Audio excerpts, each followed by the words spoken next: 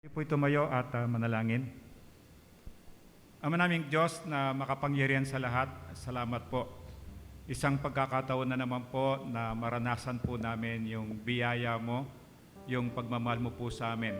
At salamat po sa araw na ito, Diyos, na binigyan mo po kami ng pagkakataon na masamba ka po namin sa Espiritu at katotohanan. Makapagpasalamat po kami sa iyo. At makahingi po kami, makakuha po kami ng mga kailangan po namin para sa darating na linggo, O Diyos, na ikaw lamang po talaga ang pwede po naming pagkuhanan. Ama, nakikita mo po ang sitwasyon ng bawat isa po sa amin ngayon. Kaya dalangin po namin yung habag mo, yung biyaya mo nga po, O Diyos. Katagpuin mo po ang bawat isa po sa amin sa pamamagitan po ng kapangyarihan ng iyong mga salita. At tulungan mo po kami, O Diyos. Idikit mo nga po, O Diyos, ang salita mo na hinihanda mo sa bawat isa sa amin ngayon sa puso po namin para magamit po namin sa araw-araw na buhay po namin.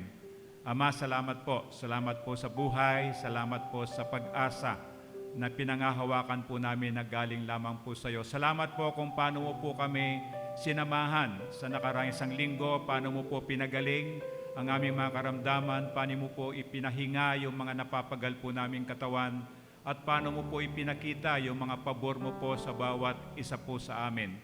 Kaya Ama, tanggapin mo nga po, O Diyos, ngayong araw na ito, ang aming papurit pagsamba sa iyo. Ito po yung dalangin ko, ito po yung dalangin namin sa pangalan ni Kristo. Amen. Pakinggan mo ako, Yahweh, sa aking panawagan. Sagutin mo ako at iyong kahabagan. Nang sabihin mo, Yahweh, lumapit ka sa akin, sagot ko'y nariyan na ako at kita'y sasambahin. Huwag ka sanang magagalit sa akin, ang iyong lingkod, huwag mo sanang palayasin. Tinulungan mo ako, Diyos ng aking kaligtasan, huwag mo po akong iwan at huwag pabayaan. Amen.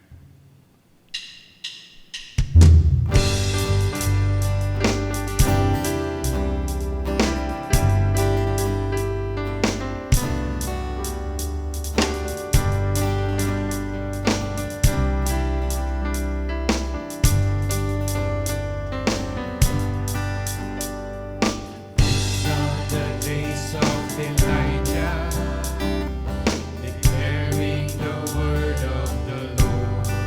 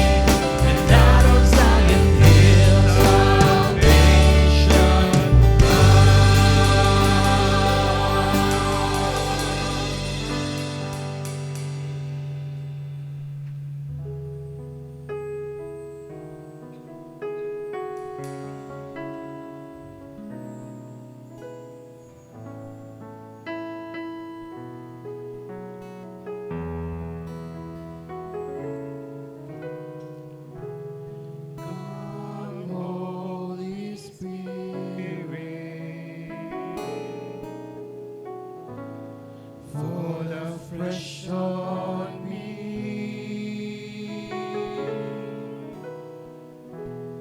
Fill me with your power. Satisfy my needs. Only you can make me whole. Give me strength to make me grow. Come, Holy Spirit, pour afresh on me. Come, Holy Spirit, pour afresh on me.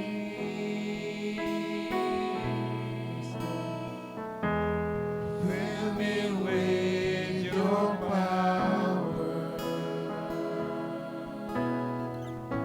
Satisfy my needs. Only you can make me whole. Give me strength to make me grow. Come, Holy Spirit, fall afresh on me. Come, Holy Spirit, fall afresh on me. Fill me with your power. Satisfy my needs.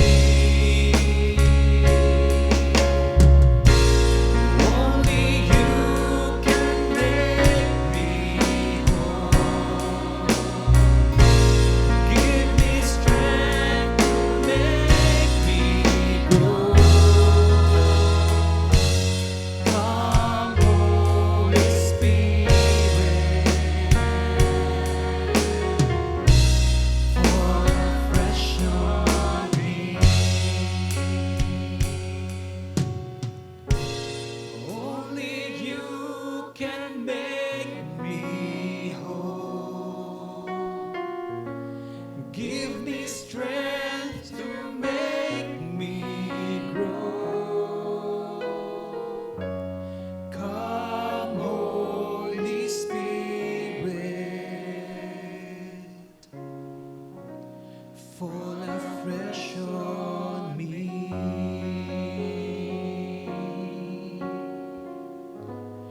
Fall afresh on me.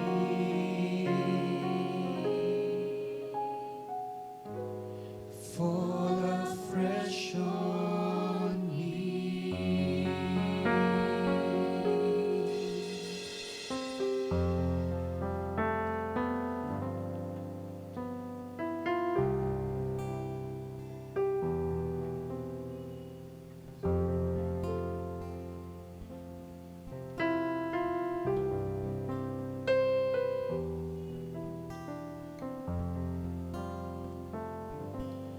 When I look into your holiness,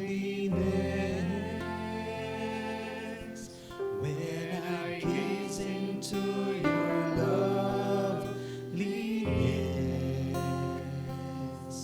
when all things that surround become shadows in the light of you.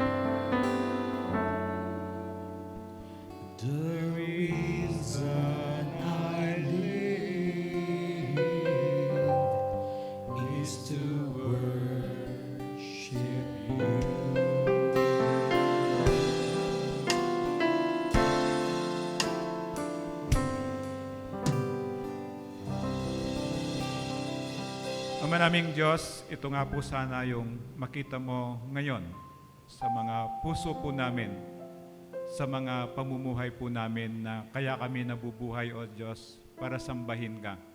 Para sambahin ka para sambahin ka sa lahat ng kabutihang ginagawa mo sa amin sa araw-araw. Sambahin ka pag nakita po namin yung kagandahan ng nilikha mong mundo.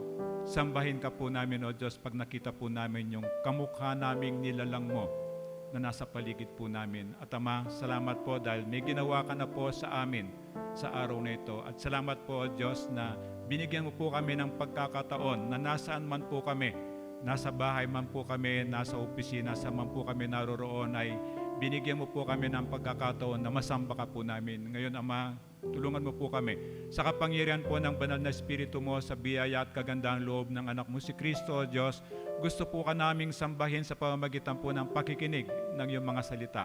Tulungan mo po ang bawat isa, O Diyos. Abutin mo po ang bawat isa po sa amin sa anumang pamamaraan ng iyong makapangyariang salita na kailangan po naming gabay sa araw-araw na buhay po namin. Salamat po, O Diyos. Ito po yung dalangin ko, ito po yung dalangin namin. Sa pangalan ni Kristo. Amen.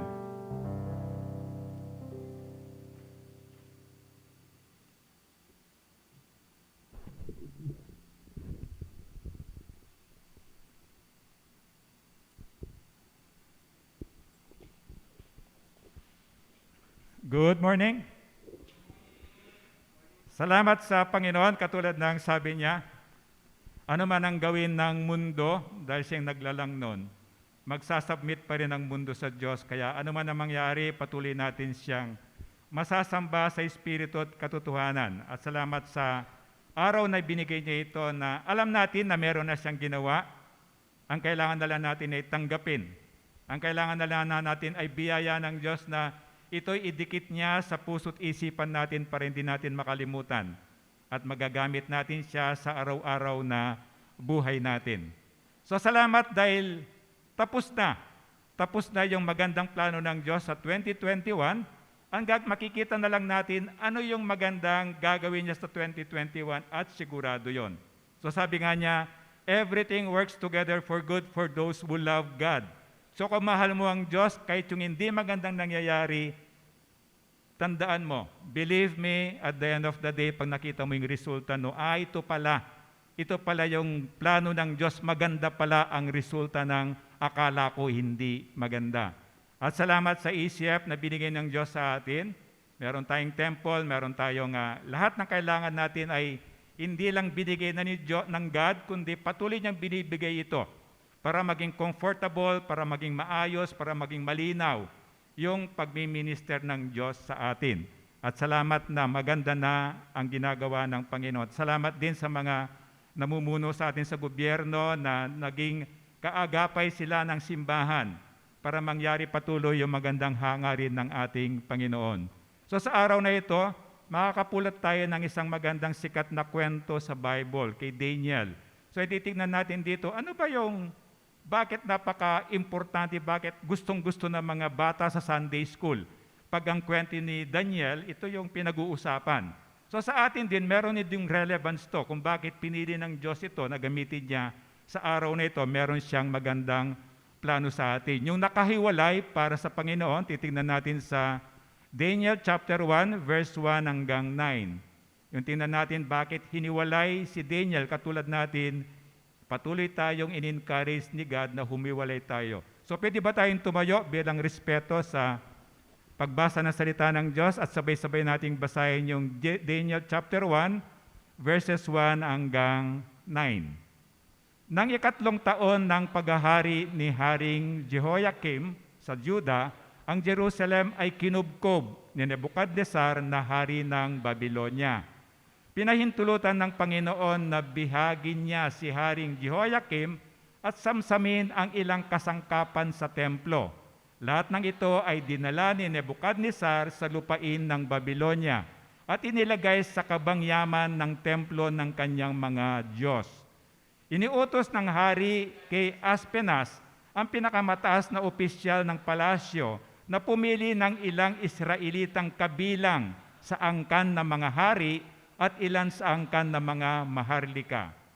Ang pipiliin nila ay mga kabataan na walang kapansanan, makikisig, matatalino, madaling turuan, may malawak na pangunawa at karapat-dapat maglingkod sa palasyo.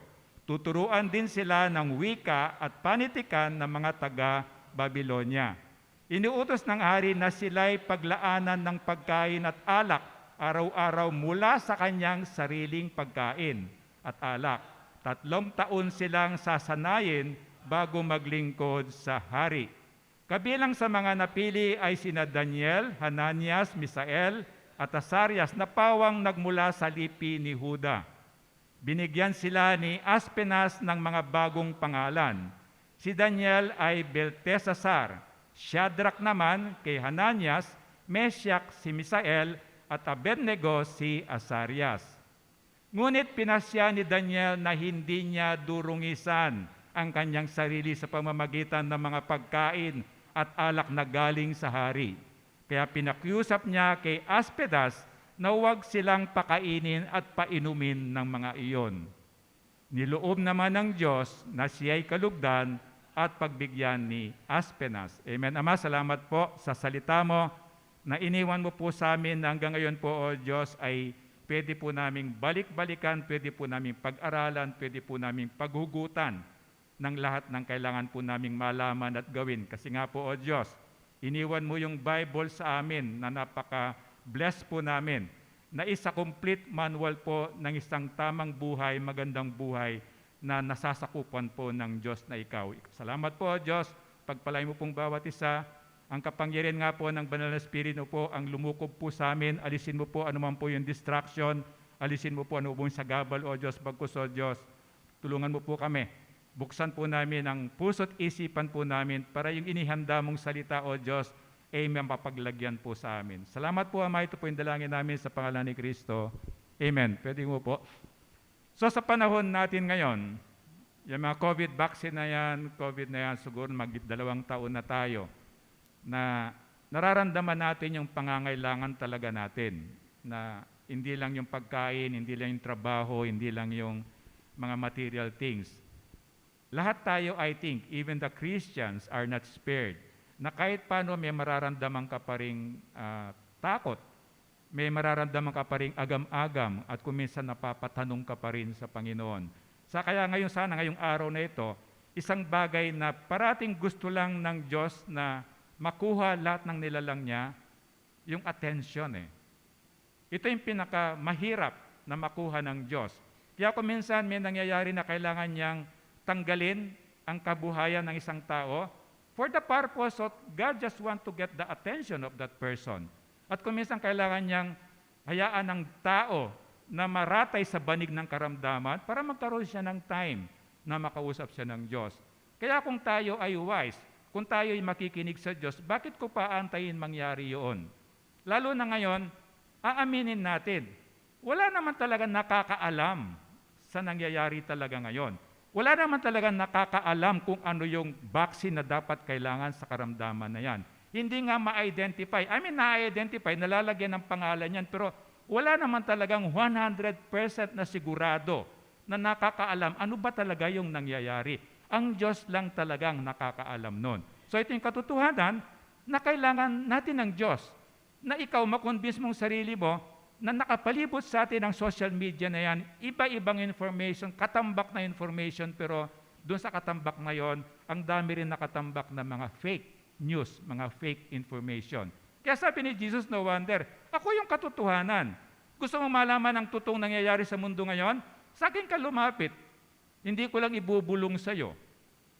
Sabi ng Diyos, sabi niya, doon sa top ng building, sabi niya, i-announce ko pa yan. Sabi niya, ipuproclaim ko yan kung lalapit ka lang sa akin. Kaya sabi niya, kayong mga pinili ko, sabi kayo mga Kristiyano, kung kayo lalapit sa akin, magpapakumbaba at manalangin. Sabi niya, mula sa langit, pakikinggan ko ang inyong panalangin. At pagpapalain ko ang inyong bayan. Ito sana yung makita ng bansang Pilipinas o ng buong mundo. Na sa kabila ng alam natin, naghanap tayo ng solusyon, naghanap tayo ng tulong, sana sa Diyos tayo kumuha ng tulong, kumuha ng information. Ang Bible lang, dyan mo lang makikita yan. Kaya lang, aminin natin, kahit na Kristiyano ka na, ba't parang hirap magbasa ng Bible? Bakit parang kahit na mag-Bible study ka, ba't parang boring? Kahit na makinig ka ng preaching, bakit boring? Samantalang yung mga pastor, nagpapagod naman ang mga yan, nagpupuyat ang mga yan, pinipilit nilang gawin yung pinaka-the best para lang, hindi ka lang ma-entertain, kundi ma-inform ka doon sa katotohanan tungkol sa Bible. Pero bakit? Ang hirap. Kasi nga, nandito tayo sa fallen world. Nandito yung prinsipe ng mundo, wala siyang ginawa. Kundi pigilan ka na mangyari dapat yung gusto ng Diyos sa'yo, hindi niya mapipigilan. Pero nadidelay niya. Nagugulo niya. Pero never niya mapigilan kasi ano man ang sinimula ng Diyos sa'yo, ay tatapusin niya. Kasi nandun yung kapangyarihan niya sa salita ng Diyos. Kaya ito lang yung isang daan, nag-iisang daan, wala kang ibang pupuntahan.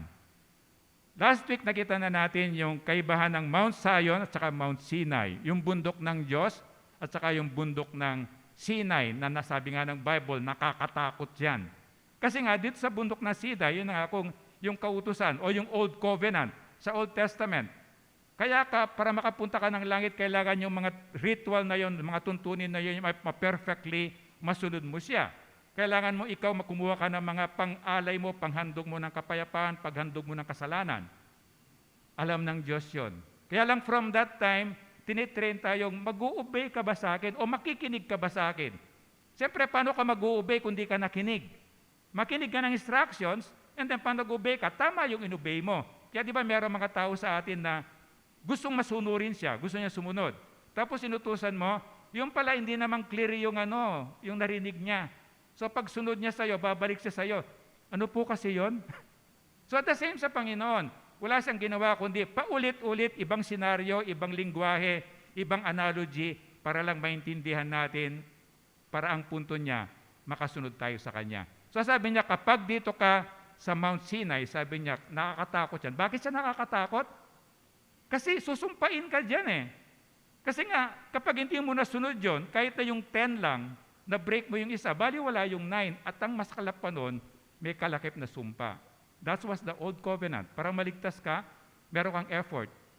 Pero yung New Covenant, dito na sa Mount Zion, sa bundok ng Diyos, sinolve na ni Jesus yung problema doon. Wala ka nang gagawin, grace na lang niya, kahit hindi karapat dapat, sabi niya, grace niya at binigay niya sa'yo, na ikaw ay maliligtas dahil mahal ka niya, at ginawa na niya lahat. Ang gagawin mo na lang, maniwala ka sa Kanya, tanggapin mo, ipamuhay mo, ginawa ka niyang banal, ginawa ka niyang matuwid, pero tutulungan mo yung sarili mo na araw-araw mamuhay ka ng may kabanalan, araw-araw hinaingatan mo yung katuwiran na yon, pilitin mong maging matuwid ka, kahit nasa harap ng kapwa-tao mo. Be holy, sabi niya, because I am holy. Yung kabanalan ng Diyos, binigay niya sa atin. Hindi tayo perfecto, nagkakasala tayo. Pero banal ka na, kasi ginawa kang banal ng Diyos. Kasi nandito ang Diyos sa sistema mo. Nandito siya sa katawan natin, temple of the Holy Spirit. Kaya ang kabanalan ng Diyos ay nasa iyo na. Kaya sabi niya yung katuwiran. Because the righteousness of Christ was imputed on you. Kahit makasalanan ka, hindi ka perfecto, nagkakasala ka. Ang dami mong kulang. But in the eyes of God, you are already righteous kasi yung katuwiran ni Jesus ay tinakip sa atin. Ganon tayo kamahal ng Panginoon. Yung Berean version ng Bible, ito yung pinakamagandang malinaw eh. Sabi niya, Jesus answered and said to him, "Truly, truly, I say to you, except anyone be born from above, he is not able to see the kingdom of God." Yung kabisado nating yung version, di ba? Unless a man be born again, he cannot go to heaven, or he cannot see the kingdom of God. Ang talagang, di ba sabi niya, born of the Spirit? Kaya yung born of the Spirit, born in the Spirit, sabi niya, unless a man be born again from above, sa langit. So yung kaligtasan natin, yung salvation natin, 100% nanggagaling sa Diyos. Wala tayong contribution doon. At kapag pinamuhay mo ito, kinonvince mo yung sarili mo na ang kaligtasan ko ay biyaya lang ng Diyos sa akin, mag-iiba pati karakter mo, mag-iiba pati takbo ng utak mo kasi lahat ng pride na namana natin kay Satan, kay devil, mawawala yun. Mapapalitan na yung kapakumbabaan at yung kapakumbabaan na yon, alam mo yung bubukal doon? Pasasalamat. At ang pasasalamat mong yon, mag-o-overflow yung puso mo At yung overflow ng thanksgiving na yon, nakikita mo, nagiging mabait ka sa ibang tao, nagiging graceful ka sa ibang tao, nagiging generous ka sa ibang tao, and then you do a lot of things for your fellow man. Kasi nag-overflow yung pasasalamat mo because of the grace ni God, hindi ka lang niya niligtas. Hanggang ngayon, hindi siya tumitigil, ginagabayan ka sa araw-araw na buhay mo. Hanggang ngayon, binabantayan yung mga cholesterol mo, hanggang ngayon, binabantayan niya yung sugar mo. At makita mo, gumagawa siya ng paraan, amazingly. Kahit na ayaw mo, gumagawa siya ng paraan para malaman mo, maging aware ka, at maging obedient ka sa Kanya, at aayusin niya yon. Meron kang assurance of salvation dahil nga doon. Dahil alam mo, yung kaligtasan mo, hindi bunga ng mabuti mong gawa. Wala kang contribution doon. At kapag inamin mo yon, hindi mo tinignan yung maganda mong gawa, hindi mo tinignan yung mga ginagawa mong ritual, hindi mo tinitignan yung paglilingkod ng Diyos, alam mo makikita mo doon, yung grace lang. At yung grace ni God na yon, ito yung mararamdaman mo sa puso mo. Meron kang assurance, hindi lang ng salvation mo. Meron kang assurance na even this COVID time, kasama mo ang Diyos. Meron kang assurance na hindi ka niya pababayaan, hindi ka niya iiwanan. Meron kang assurance gagabayan ka niya sa mga decision mo. Magpapabaksin ba ako? Hindi ba ako magpapabaksin? Kapag merong symptom ba? Meron ba bang defect yung vaccine? Matatakot ba ako? This will give you assurance. Kasi na-convince ka. Your salvation, your holiness, your righteousness, wala kang kinalaman. Ang kinalaman mo lang doon, every day you heed to the Word of God. Every day you walk kung ano sinasabi ni God. Pag diyan ka sinabi niya, diyan ka sa kanan, huwag kang pupunta sa kaliwa. Pag sinabi niya, gising ka na kahit ayaw mo pang gumising, gising ka na. Pag sinabi niya, matulog ka na kahit na gusto mo pang maglaro, gusto mo pang manood, matutulog ka na. Ito lang yung role mo, but everything already laid down sa atin. Kasi nga, it is a gift. Until now, hindi siya tumitigil paggawa ng gift, pagbigay ng gift. Hindi siya tumitigil mag-invite ng mga tao. Until now, hindi tumitigil si Jesus mag-build ng mansion sa heaven. Pero until now, merong naniniwala. Until now, merong nasa-save. At sana, ipanalangin mo, kasama doon yung mga mahal mo sa buhay para magkaroon sila ng ganitong assurance na kahit na nagkakagulo na yung mundo, deep inside you, you have the assurance because you have God who will protect you. Meron kang Diyos na ipaglalabang ka niya. Meron kang Diyos, sabi nga niya, may mga times na be still. Huwag kang gagawa, diyan ka lang, kilos, upo ka lang diyan. Huwag kang gagawa ng anything. Sabi ng Diyos, ipapakita ko yung pagka-Diyos ko sa iyo. It's a wonderful God na we have na, alam natin there are times hindi na natin kaya. Sabi niya sa Romans 12:2, di ba? Paborito ko ito sa drive ko ng holiness as a person. Huwag kayong makiayon sa takbo ng mundong ito.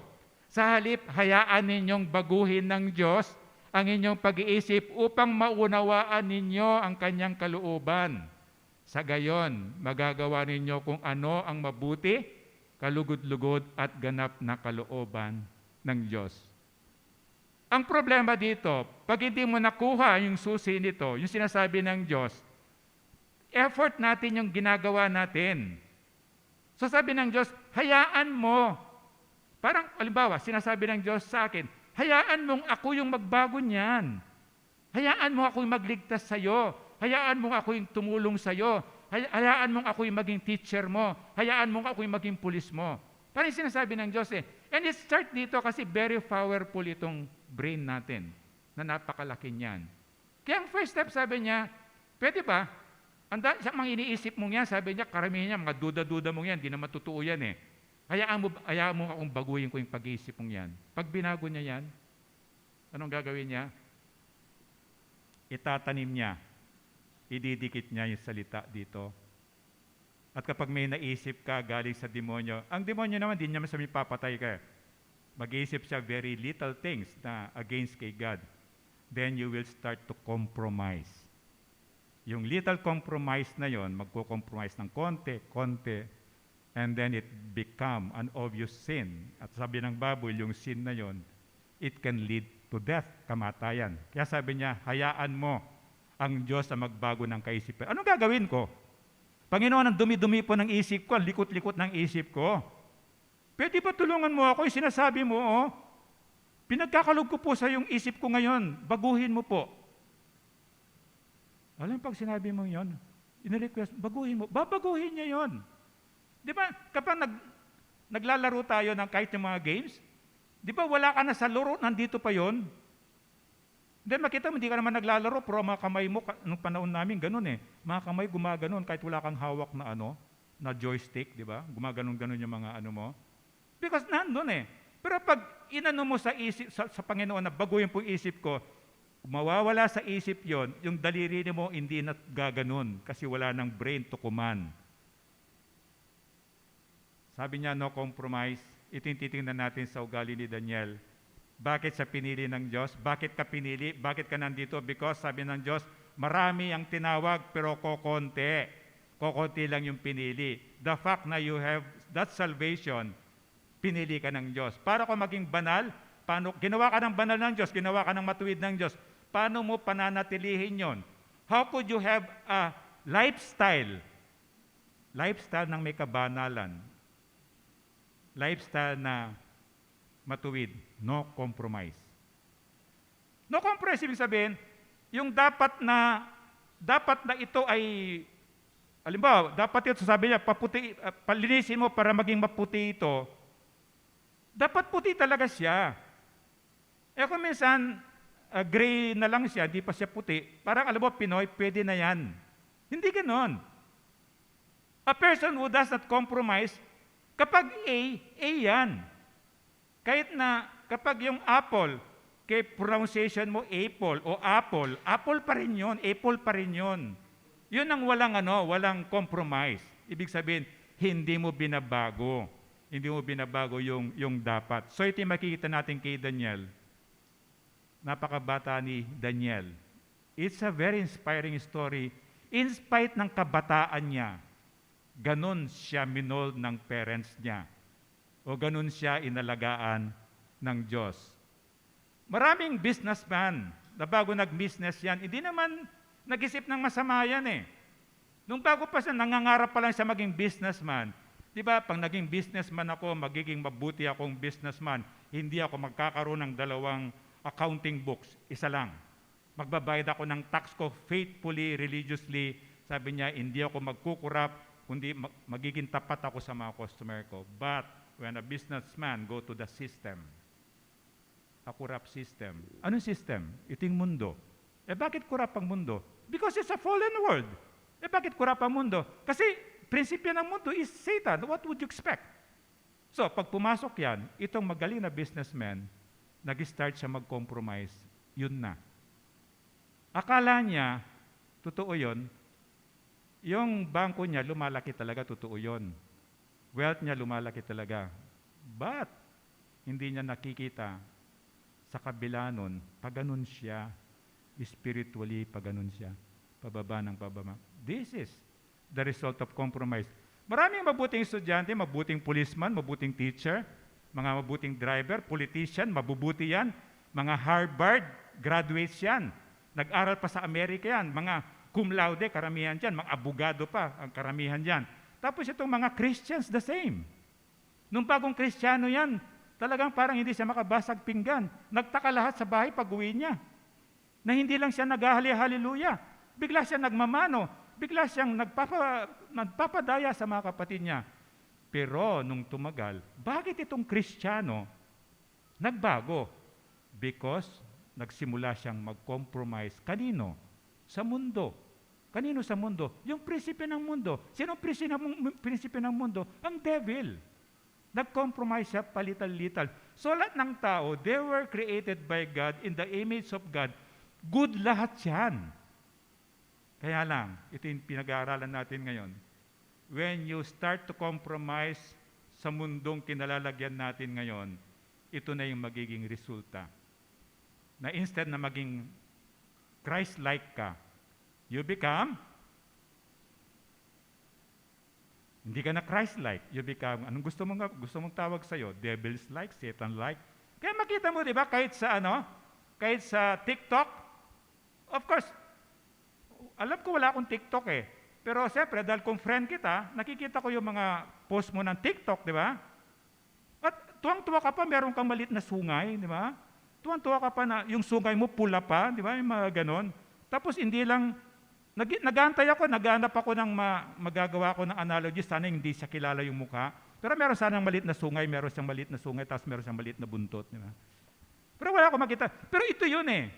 Ito yun. And most of my network sa Facebook ko are Christians, di ba? Bakit sila may mga sungay? Bakit gusto na maglagay ng sungay? Because they are already, little by little, compromising to the pattern ng mundo na ito yung later on, pag hindi nag-ingat, ito ang magko-compromise, babagsak ng papalalim. Hindi malolos yung salvation. Once na legitimate na tinanggap niya si Jesus, naniwala siya na Jesus paid it all, sigurado yung kaligtasan niya, pero yung compromising life niya, magiging chaotic ang pwedeng buhay niya dito sa lupa. Because remember, God paid all our sins already, pero yung consequence ng stubbornness natin, mga wrong decisions natin, wrong actions natin, the consequence nito hindi tatanggalin ni God. Bakit? Para hindi mo na ulit-ulitin, para hindi ka rin pamarisan ng iba, para matuto ka rin. Because God loves us. He has to discipline us para itigil natin yung katigasan ng ulong yon.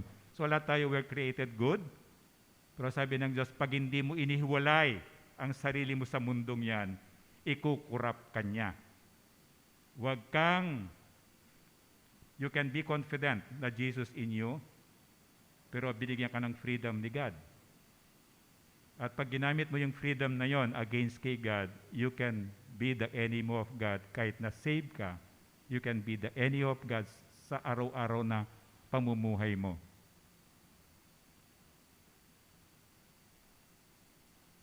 Yung Bible is cover to cover. Alam mo itong slide na to?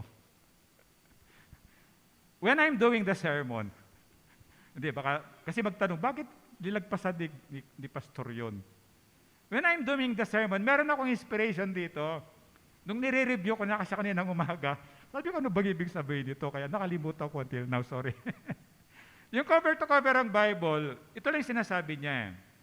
Kung titingnan mo from the Old Testament until sa New Testament, ang lahat ng instruction ni God, sineseparate lang ni God. Di ba you are chosen people, sabi sa Israelites, di ba? And then you became a Christian. You're supposed to be part of the chosen people. You are separated from the rest. So, pag titignan mo yung kabuuan ng Bible, cover to cover niyan, ang aim lang ni God, ihiwalay ka. Ihiwalay ka. Itong mga ligtas, hiwalay nila. Itong mabuti, hiwalay niya sa masama. Itong mga kaibigan niya, hiwalay niya sa mga kaaway niya. Ito lang naman ang punto ng Diyos eh. Kasi, kapag hindi ka niya hiniwalan, sabi nga ng matatanda tayo, pag Pilipino ka, alam mo na yon, yung isang kaing ng kamatis, sinaluan mo ng bulok, ang tendency, lahat yun ay mahawa ng bulok. So ito lang sinasabi niya. Pa isa-isa, inihiwalay niya, and then minomold niya. Para gagamitin din niya later on sa mga taong ito na lost pa. But first step, God has to separate you para ma-mold ka niya, maayos ka niya, and then pag ready ka niya, pakakawalan ka niya sa vineyard niya para maging gamitin ka niya o katulong ka niya. So mamuhay tayo ng nakahiwalay sa mundo, ito lang yung gusto ng buong Bible. Now, when you accept Christ, when you put your faith kay Christ, nung maniwala ka na binayar ni Kristo yung kasalanan mo, of course, hihiwalay ka na. Yung sinasabi nga sa discipleship, yung you turn around. Hindi 360 degrees. Kasi if you turn around 360 degrees, para nag-turn around ko, babalik din ako sa dati, di ba? Parang ganon. You turn around, sabi niya, 180 degrees, huwag mo nang balikan yung kasalanan mo. Ito yung sinasabi ng Panginoon. The same. Ihiwalay kita, sabi niya, pero pansamantala lang. Kaya sabi niya, di ba, for those of you na iniwan nila yung negosyo nila, iniwan yung nanay, yung tatay, yung anak, bahay, anuman yung iniwan niya for the sake of the gospel, huwag kang mag-alala, sabi niya, in the future, during your lifetime, ibabalik ko naman sa iyo yun eh. Kaya lang pansamantala, hihiwalay muna kita kasi kailangan kitang ayusin. Kasi meron akong magandang purpose sa iyo. Sa pag-aaral ng salita ay mas importante sa prayer. Na kung minsan ayaw nating matanggap to. Kasi for a simple reason, kung hindi mo alam ang salita ng Diyos, alam ba as simple as sabi ng Panginoon sa Bible, di ba, sa salita niya, alam mo kung bakit hindi pinapakinggan ng panalangin mo? Alam mo ba kung bakit hindi sinasagot ng panalangin mo sa akin, sabi ni Jesus? Because you do not pray them in my name. O hindi mo alam yun. And then pray ka ng pray. God, bigyan mo po ako ng asawa. God, bigyan mo po kami ng maraming pagkain, yung masarap po And God, bigyan mo po kami ng sasakyan, yung brand new po, hindi yung second hand. Bakit bigyan mo po kami ng magandang bahay, yung parati lahat ng aircon meron sa kwarto Okay lang yan, di ba? Ito po yung dalangin ko, amen. Di panalangin ka na panalangin. And then tumanda ka na. God, bakit wala ka man lang binigyan mo ko electric fan, tapos ang ingay-ingay pa, di ba? Bakit wala ka sinagot doon sa mga panalangin ko? And then, hindi mo kasi alam yung salita ng Diyos. Sinabi na ng Diyos sa salita niya, hindi mo natatanggap yung panalangin mo, hindi ko sinasagot yung panalangin mo, kasi hindi mo sila pinapanalangin sa pangalan ko. Ganun pala yun. Kaya pag nanalangin pala ako, God, bigyan mo po ko ng kotse, maganda, bigyan mo ko ng bahay, maraming kwarto, may mga aircon, pagkain po namin, puro masasarap. Lahat pong ito, dinadalayin ko sa pangalan ni Kristo. Shoot! Yun! So, ito yung sinasabi na, mas kailangan natin yung pag-aaral ng salita ng Diyos kaysa prayer kasi you don't even know what to pray. Di ba sabi ng Bible? Unless the Holy Spirit will prompt to you. Ano yung ipagpipray mo? So, sabi niya, sa pag-aaral ng salita ng Diyos, imagine mo nasasala mo yung prayer mo. Na ang dami mong pinagpipray, hindi naman pala tama. So sayang lang yung pinagpipray mo, di ba? But when you go to the Word of God, God is giving you clear instruction what to pray. The Holy Spirit will help you. And then sasabihin ni Jesus, pagkatapos mong mag-pray, ang dulo ng prayer mo, ito pong lahat ng dalangin to, panalangin ko po sa pangalan ni Kristo, di alam mo na. So yung prayer mo, natutumbok sila sa tama because pinrioritize mo yung pag-aaral ng salita ng Diyos. Sabi niya 2 Corinthians 6:17, kaya't lumayo kayo sa kanila, humiwalay kayo sa kanila. Sabi ng Panginoon, iwasan ninyo ang anumang marumi at saka po lang kayo tatanggapin. So parating ganun ng Diyos naman Sumunod ka sa akin, I will bless you. Mag-disobey ka sa akin, ang masama, sabi niya, the curse, sumpa, ay mapupunta sa iyo.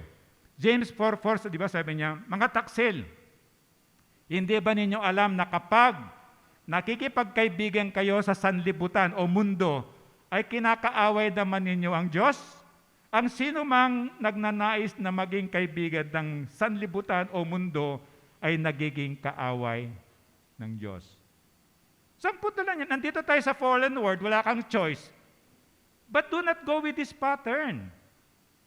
Na kung yung uso, alimbawa uso, magtira ka lang ng isang buhok mo dito, Oo. Huwag mo naman susundin yun. Ako gusto ko yun. Hindi na halata na konti na lang yung buhok ko, di ba? So, ibig sabihin, huwag ka lang merong magaganda naman hindi naman lahat.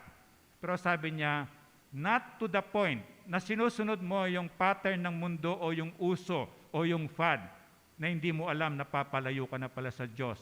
Hindi mo alam, sinusuway mo na pala yung kagustuhan ng Diyos. Ito lang yung sinasabi niya. Para hindi ka mahirapan, sabi niya, you separate. Separate. And then, pag pastor ka na, hindi ka exempted, missionary ka na, hindi exempted, pero medyo siguro, mas malakas na yung self-control mo, mas malakas na yung spirit mo, you can be with them, do not go with their sinful pattern, pero you can be with them to evangelize them, to pray for them, to comfort them, ipakilala mong Diyos sa kanila. But for the meantime, sabi niya, hihiwalay kita kasi meron akong paggagamitan sa'yo. So nakita natin kay Daniel, titignan natin, at saka yung tatlong kaibigan niya, kung paano siya namuhay ng walang compromise na buhay, kung paano niya pinanindigan yung pagiging makadiyos niya. Nasisira din kasi yung paglilingkod natin when we compromise. Hindi ka pwedeng gamitin ng Diyos na sa anumang klaseng kabanalan kung ikaw ay may nakatagong sikreto ng karumihan. So, siguro pansamantala maluloko, hindi man maluloko, pansamantala pababayaan ka ng Diyos, but eventually, tatanggalin ka yun. So, sa'yo na naglilingkod sa Diyos, naglilingkod ka sa bahay mo, sa mga anak mo, Kristiyano ka. Maraming klaseng paglilingkod, hindi lang sa simbahan. But when you start to compromise yung pagiging ginawa ni Kristo sa iyo, pagiging banal mo, doon na yung downfall. Again, your salvation might be there kung genuine ka pero yung buhay mo magiging hindi maganda. Because the consequence ng mali, never na magbubunga ng tama yung mali. So yun yung simplong natural law.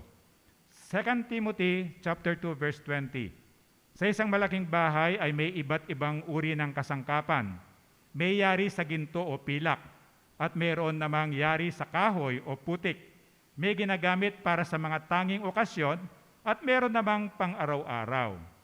So, ginawang, para maintindihan natin, ginawang simple ng Panginoon. Kahit na yung makasalanan, kahit na yung corrupt na officials natin, may ginagamit din ng Diyos yan para matauhan. Tayo naman talaga yung nagkukurap eh. Kultura ng Pilipino, di ba?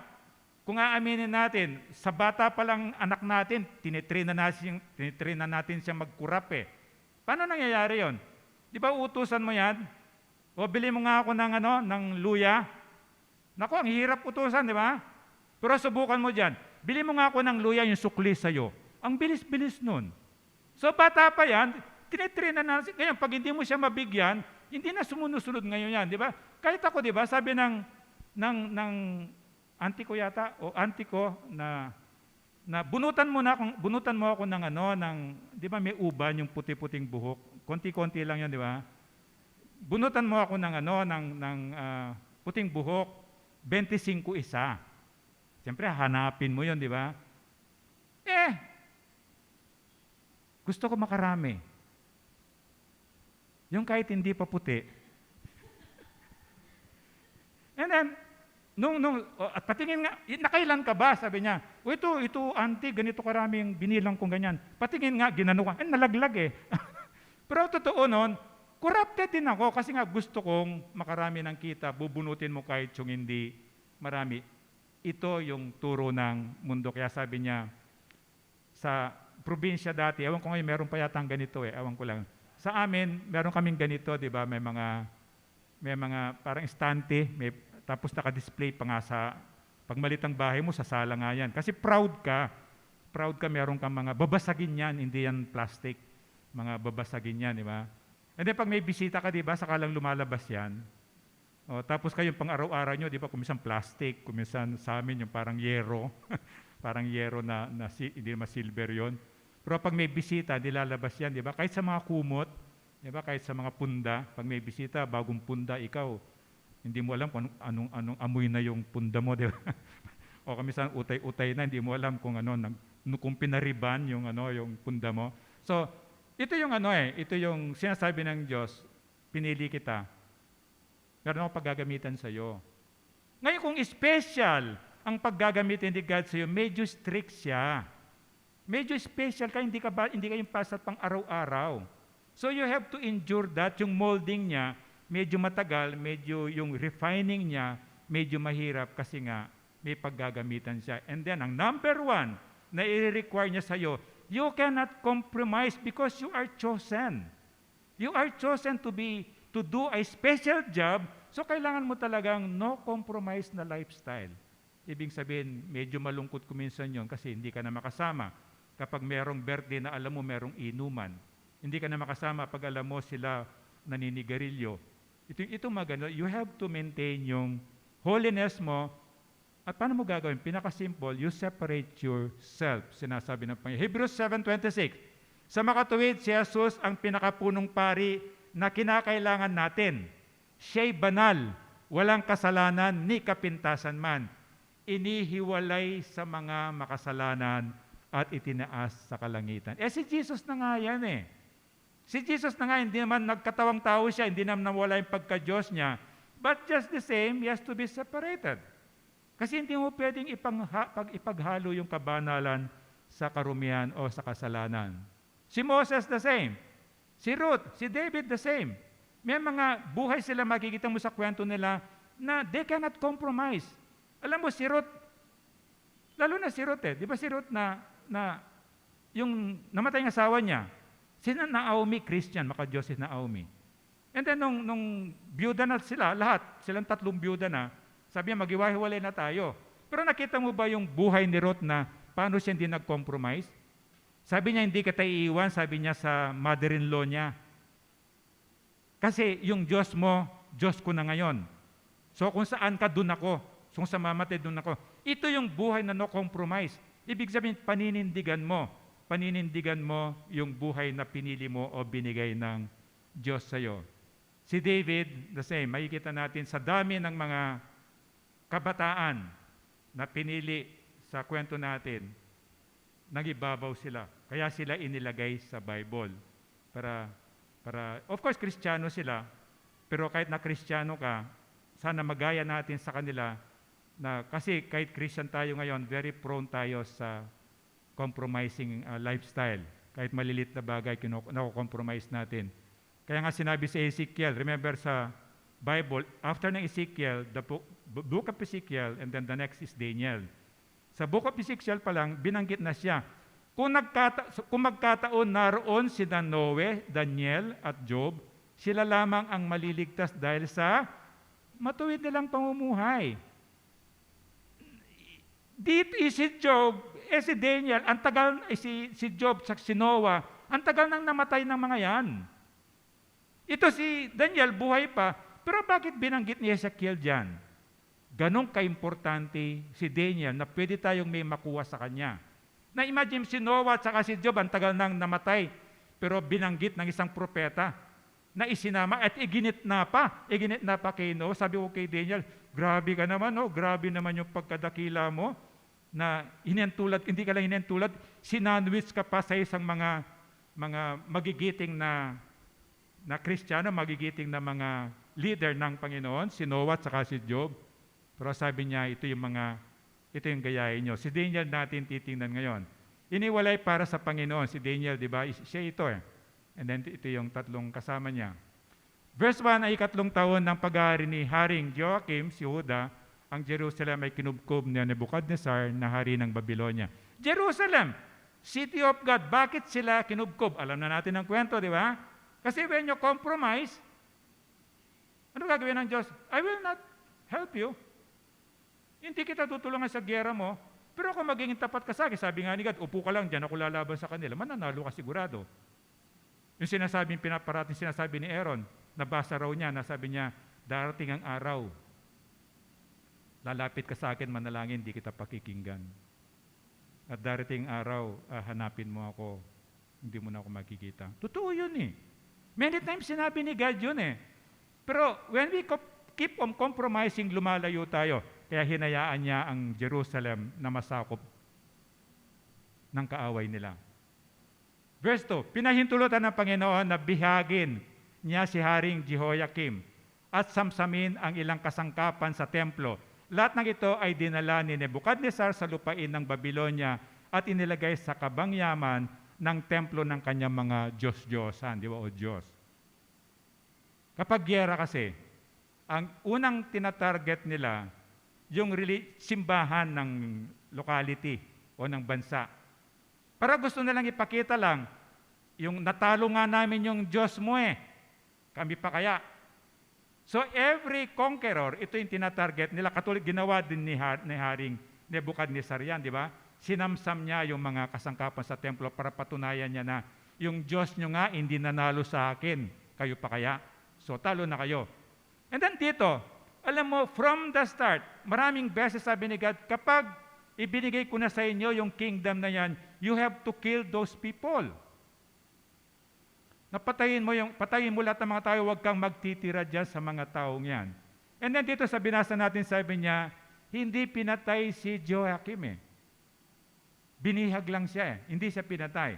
So bakit hindi siya pinatay? Pag tinignan mo yung istorya ng mga ito, nagkasakit yung tatay ni Nebuchadnezzar. Iniwan ni Nebuchadnezzar si Joachim, hinayaan niyang yung kapangyarihan niya nasa kanya. Di ba pinakubkob nga ng Diyos, pinakubkob nga ng Diyos yung mga tao niya, pero tinira niyang buhay, ginawa niyang alipin, ginawa niyang bihag. At nung magkasakit kayong tatay ni Nebuchadnezzar, iniwan siya na siya yung hari.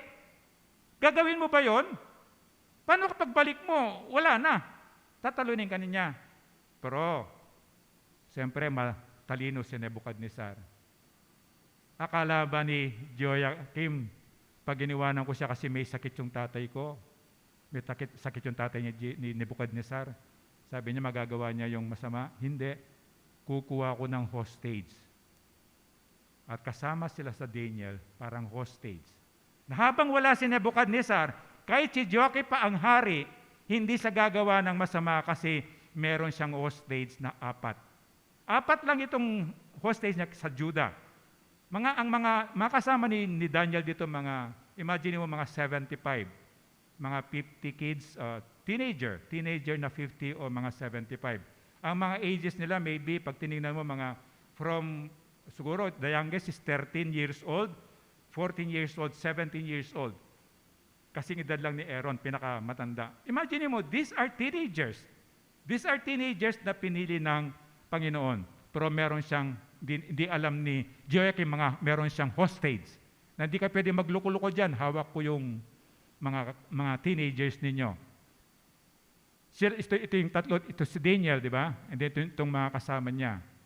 And then, sila yung hostage ni Nebuchadnezzar kasi nga kailangan niyang i-attend yung nagkasakit na tatay niya. Pero hindi niya sinunod ang Diyos, hindi niya pinatay si Joachim, ginawa pa niyang hari, pero hindi siya matatakot kasi hostage niya ang mga ito. And then remember, 17 years old, sabihin na natin, 15 si Daniel. 15 years old siya noon. Nung 70 years old na siya, remember itong account na to bago siya ilagay sa den of lion? He's already 70 years old dito. So na-imagine mo, nung kinuha siyang bihag, maybe 13 to 17 years old, 3 years silang minold, di ba? And then, after 3 years, sabihin na natin, 14 si Daniel, 3 years, 17 siya. So 17 years old, from 17 years old, hanggang 70 years old, nandun pa rin yung katapatan niya. Remember itong account na ito?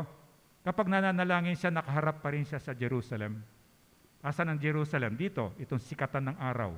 Ito yung Jerusalem. Ito itong ginamit galing sa kanya. Kasi, holy siya. Tapat siya eh. Wala silang makitang iparatang sa kanya eh. At ito yung ginawang paratang sa kanya na sinasamba pa rin niya yung Diyos na buhay at sa Jerusalem. At 70 years old niya, from teenager, hindi naalis sa puso niya yung pagmamahal niya sa Panginoon. At 70 years old na siya, naglilingkod pa rin siya doon sa Babylonia, pero yung puso niya nasa Jerusalem pa rin. Nasa syudad pa rin ng Diyos. Dito natin makikita yung katapatan niya. Kasi bakit?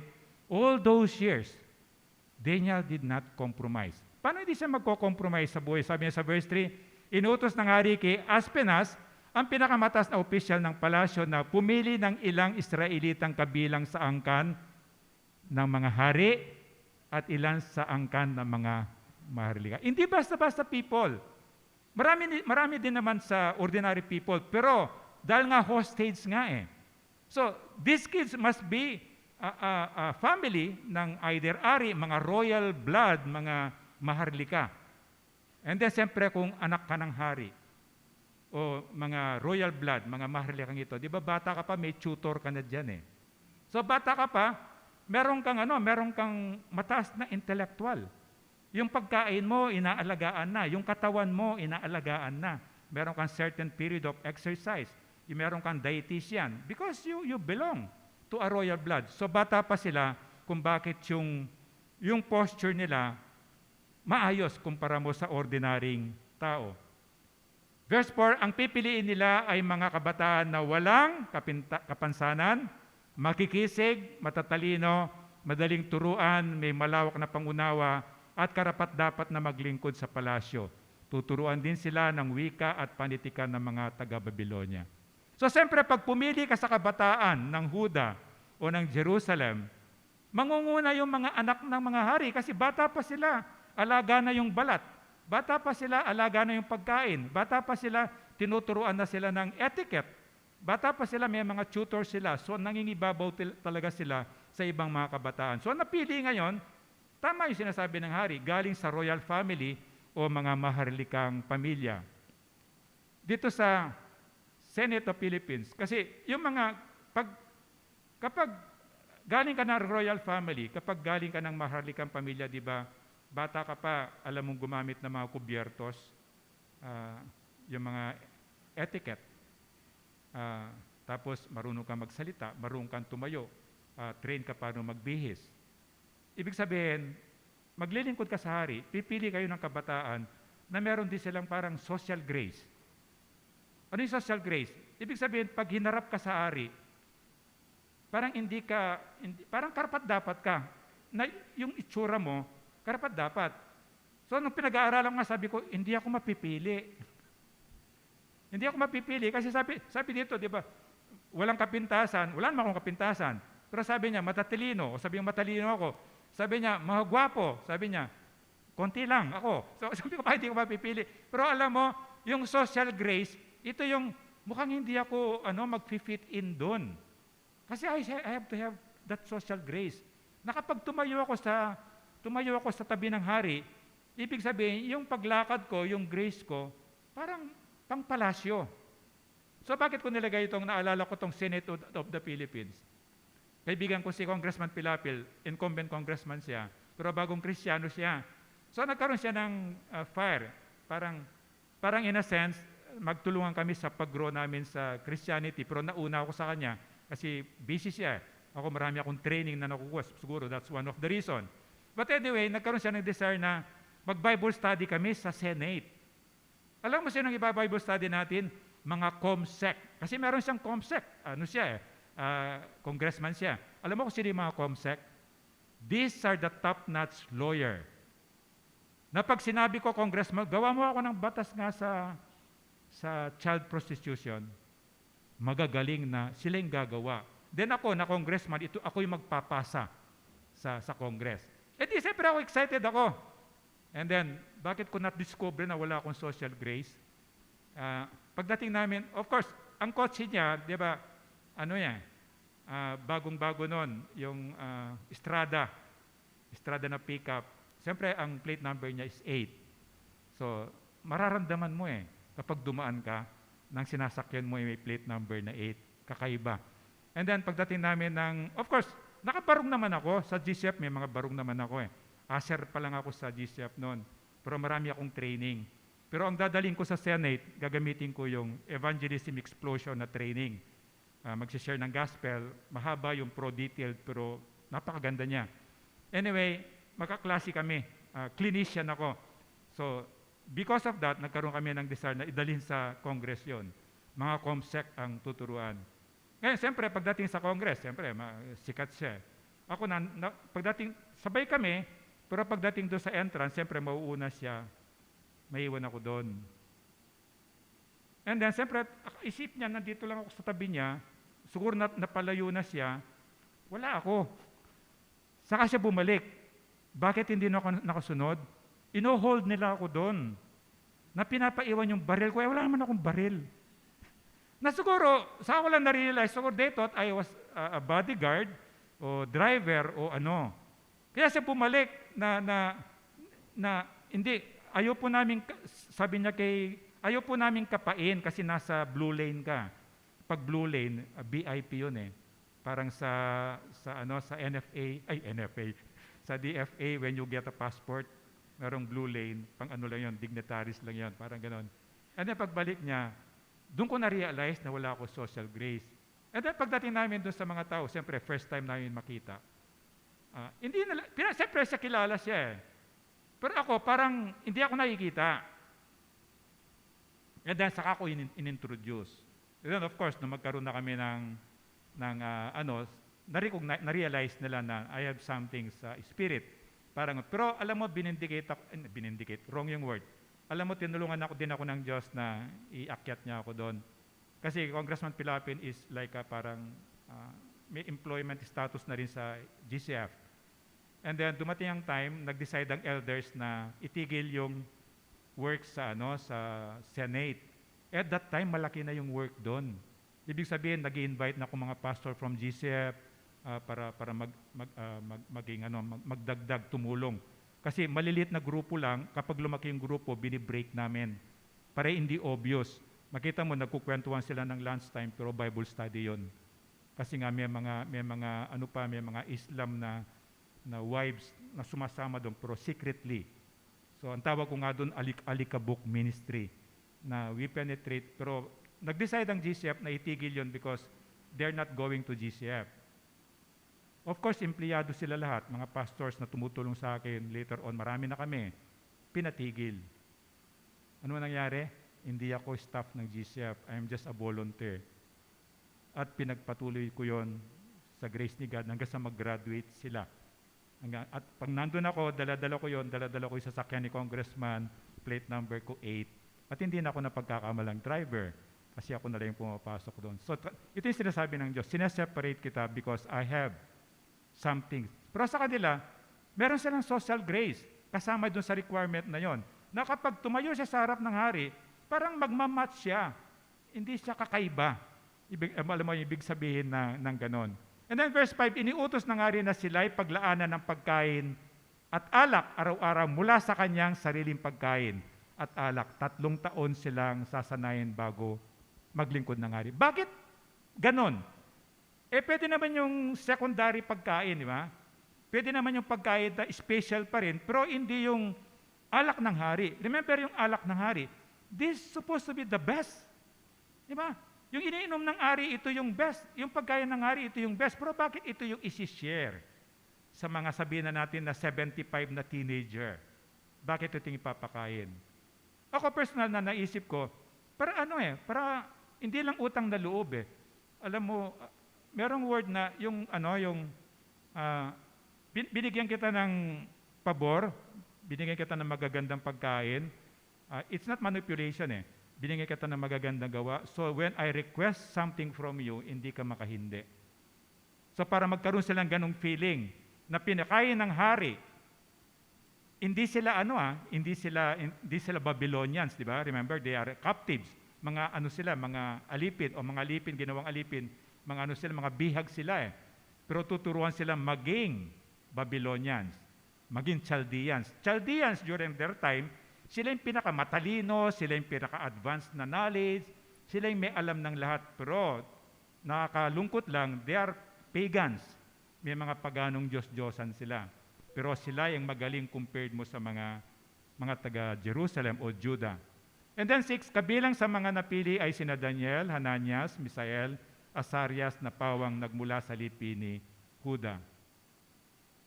Sinasabi niya rito, hindi ko alam bakit napunta yan. Sabi, pinili sila para ihiwalay, isa sa mga buhay na dapat yun not compromise, lalo na ngayon, 2021, huwag kang bibili sa tindahan ni Satan.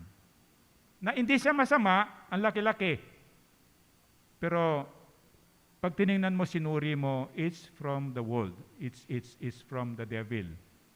Sa ngayon, sa dami ng, alimbawa sa Netflix, sa dami ng pelikula dyan, huwag kang bibili na hindi ka sure na it is quality. Mas marami yung hindi quality eh. So kailangan mo yung tulong ng Diyos. So sabi ni God, you have to separate yourself sa mundo.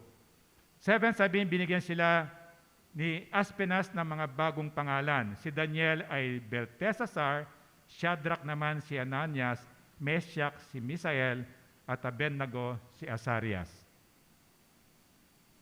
Take note the name nila, original name nila. And as a Christian, maging honest ka sa sarili mo, mas napasikat natin yung bagong name nila. Diba? Ano yung bagong name nila? Shadrach, Meshach, Abednego? Sounds familiar? Na-memorize natin to, itong new name nila. Pero yung old name nila, except Daniel, hindi binago. So nakita mo, kahit sa church, nakapasok ang devil. Bakit ang Kristiyano, mas na-memorize niya Shadrach, Meshach, Abednego? These are the new names eh. Pero yung old names nila, na ibinigay ng nanay nilang makadiyos, of course yung name na yon, yung meaning nun, makadiyos yun, bakit hindi yun ang natatandaan? We are Christians supposed to be. So makita mo, even sa church, hindi exempted ang simbahan. Si Joseph, no, hindi. Di ba si Joseph, ito yung pinalit na pangalan sa kanya? Diba? Kasi napunta siya sa Egypt. Of course, he has to have an Egyptian name. Diba? Pupunta ka ng Korea, bibigyan ka ng Korean name. Pero alamin mo nung meaning nun. And then alam mo yung pangalan talaga ni Esther? Oh, pero sila, they did not compromise. Nanatili yung name nilang, old name nila. Di ba sa kulturang Pilipino, merong sirkulatok. Pag yung bata nagkakasakit, papalitan ng pangalan. Be careful. Be careful sa ganon. So, and then dito si Daniel, meaning na pangalan ng Daniel, ang Diyos ay hukom. Because the parents are Christians. Yung binigyan siya ng magandang pangalan na Daniel na ang Diyos ay hukom. Alam mo, pinalit sa kanya, Belteshazzar, Baal ay nagbibigay or prinsipe ni Bel. Si Bel is the son of Baal.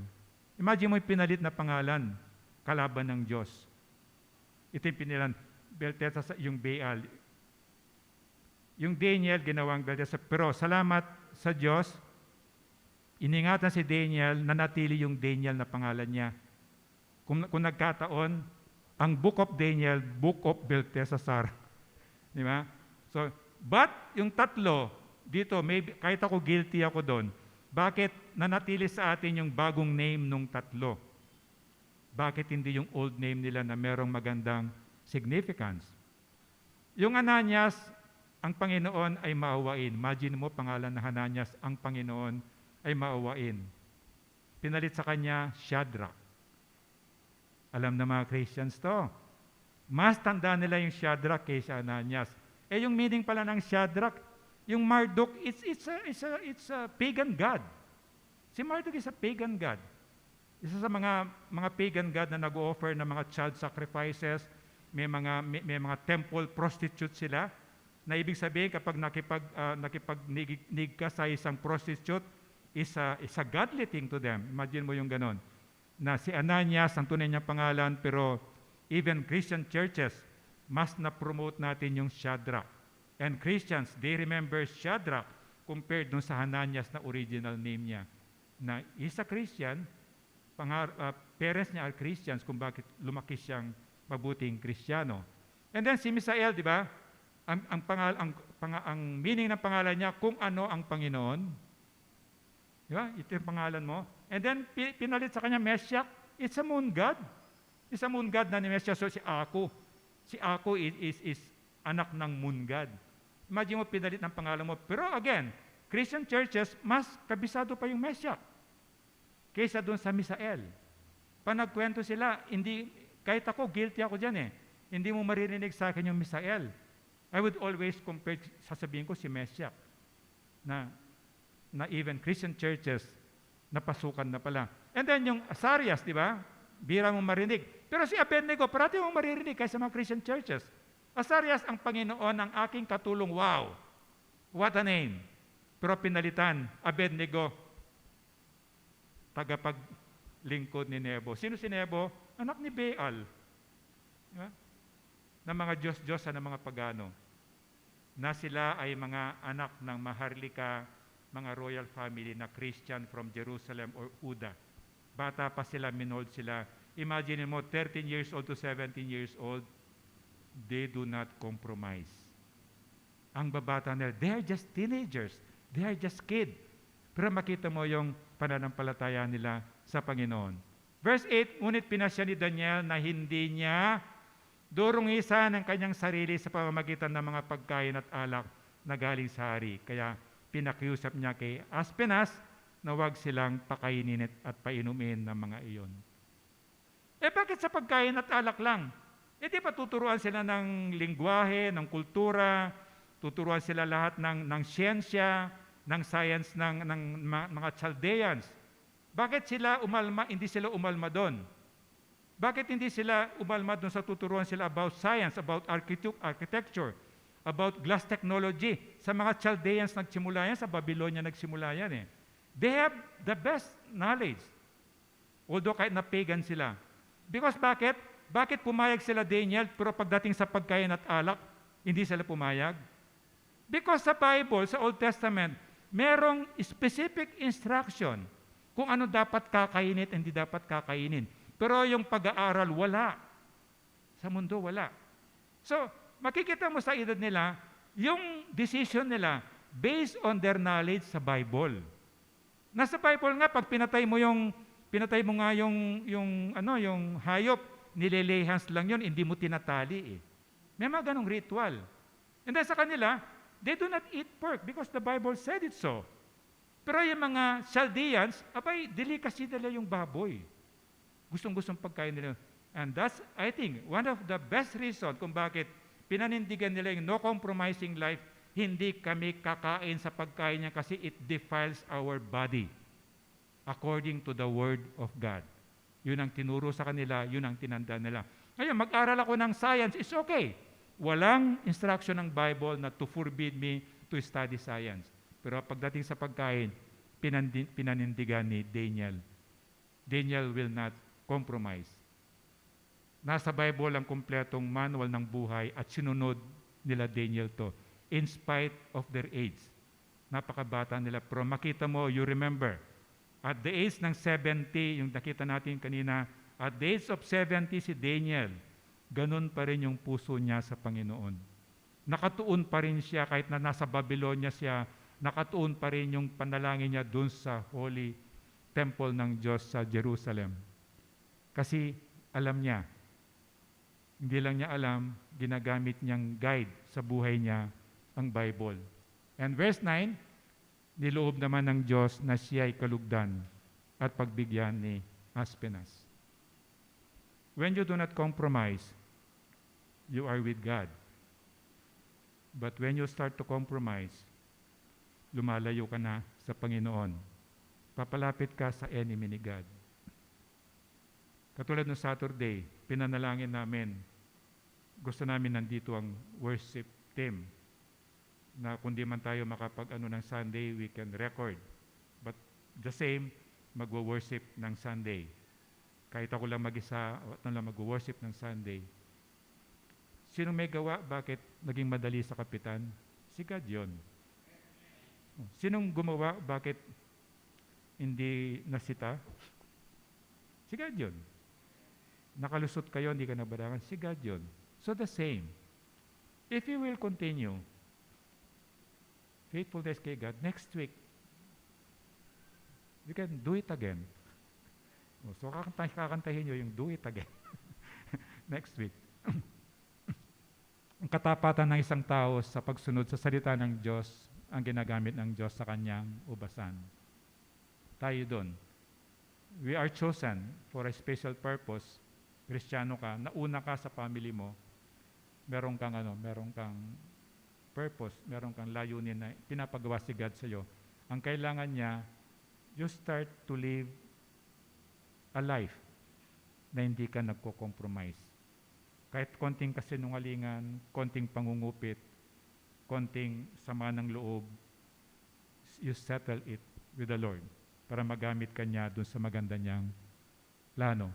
Para magamit ka ng Diyos na ating Panginoon, manatiling nakahiwalay para sa Panginoon. Akala mo lang yung malungkot, pero hindi. It is more joyous doon sa company ng mga righteous. Kahit na mag-isa ka, mas masarap mag-isa ka, nasa tama ka, kaysa doon sa nasa mali ka, nasa gitna ka ng grupo. Yun ang sigurado pa rin.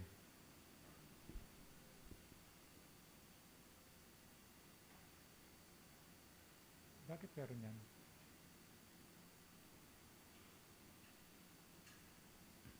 Tayo manalangin. Ama naming Diyos na nasa langit, tunay nga po na napakabuti mo po sa amin. Tunay nga po, O Diyos, na Ikaw lamang po yung masahan po namin. Salamat po sa salita mo na iniwan mo po sa amin na pwede po namin gamitin talaga na gabay po sa araw-araw na buhay po namin. Ama, kung meron mo po kami na pagko-compromise sa mga nakaraan, iningi po namin ito ng kapatawaran at tulungan mo po kami na magpanibagong buhay, yung buhay po na may katapatan sa iyo. Na yun nga po susundin po namin, ano po yung dapat na namin gawin bilang iyong mga anak. Dahil yun nga po, Diyos, marami kang tinawag. Pero kukunti po yung pinili mo. Kami pong pinili mong nauna. Maring sa pamilya po namin, O Diyos, gagamitin mo rin po kami para sa kanila. Ama, pagpalain mo po ang bawat isang nakikinig o nakinig sa iyong salita. Ang buhay na salita mo nga po, O Diyos, ang humipo sa bawat isa po sa amin para magkaroon po ng transformation po sa buhay po namin. At Ama, salamat din po sa pagkakataon po na may balik po namin sa iyo ang portion po ng pagpapala mo through our tithes and offering po. Pagpalain mo nga po itong handog po namin at lalo na po yung naghandog katulad ng pangako mo po, O Diyos, na ibabalik mo ito sa Kanya ng siksik, liglig, umaapaw at walang mapaglagyan. At tulungan mo po kami as a church, as a family mo po, O Diyos, na maging mabuting katiwala po sa lahat ng mga pinagkatiwala mo po sa amin. Kaya Ama, tanggapin mo pa nga po ang aming mga handog sa iyo.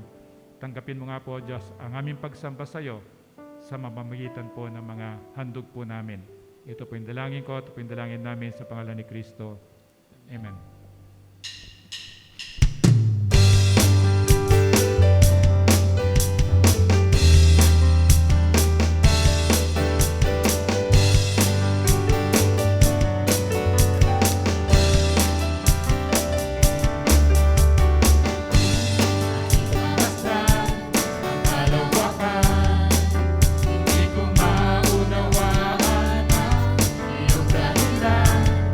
Bakit ako'y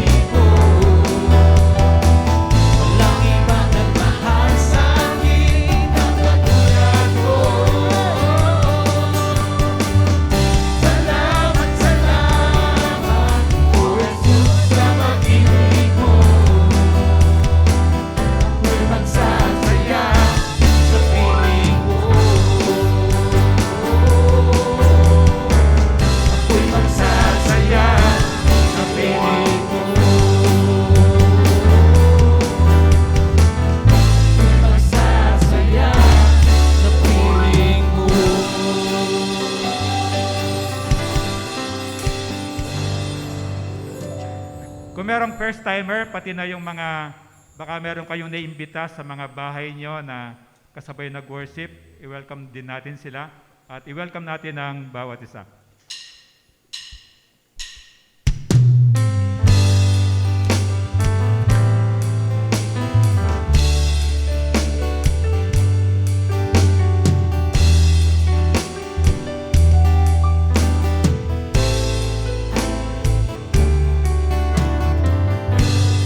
Come to the family. We're glad that you have come to share your life with us as we grow in love, and may we always be to you what God would have us be. A family always there to be strong and to lean on. Saan man kayo naroroon, sana patuloy tayo makapag-worship kahit next Sunday, sama-sama tayo. Tayo'y manalangin.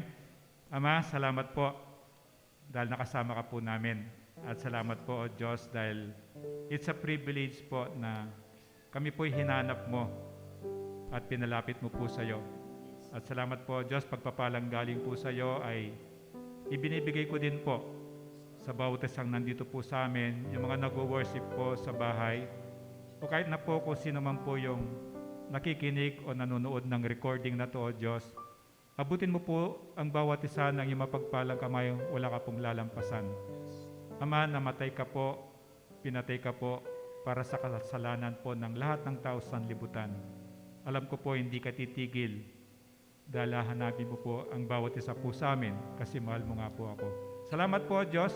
Pagpalay mo pong bawat isa na pasobran mo po, O Diyos, para may bahagi po kami sa kapwa po namin. Hanggang sa muli, O Diyos, alam po namin, Jesus Emmanuel, kasama ka po namin. Salamat po sa pagpapala na tanggap po namin sa iyo, lalo na po yung paghipo mo po sa mga espiritu po namin, lalo na po yung kaligtasan na sa iyo lamang po nanggagaling. Ito po yung dalangin ko, ito po yung dalangin namin sa pangalan ni Kristo. Amen.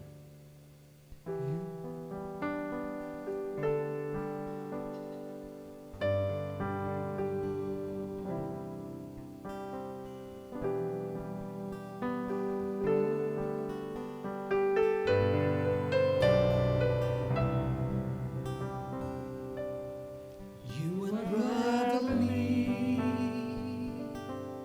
with a melody. You surround me with the songs of deliverance from my enemies. Till all my fears are gone, I'm no longer slave to fear. I am a child of God. I'm no longer slave to fear. I am a child of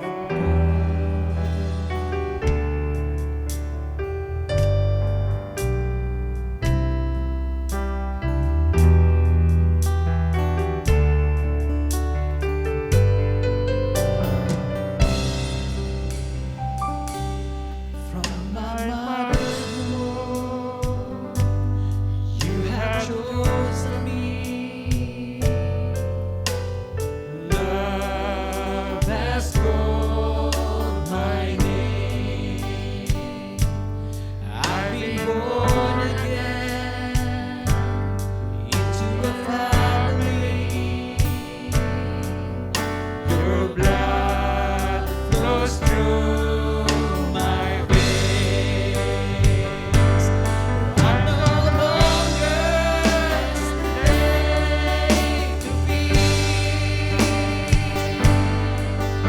I am a child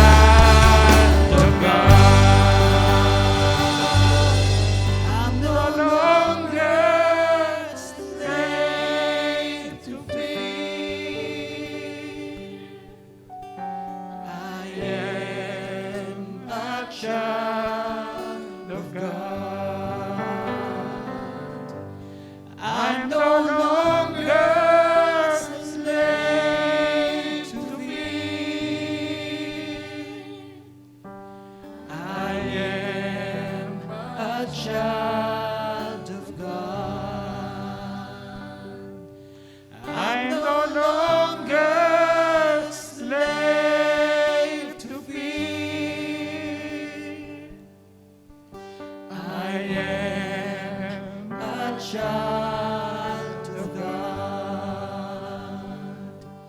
I'm no longer slave to fear. I am a child of God.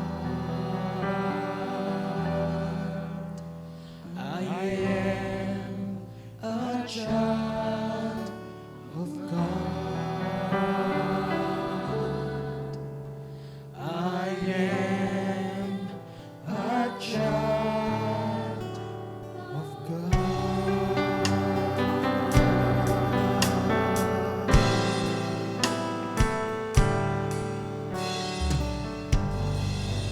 Thank you. God bless you.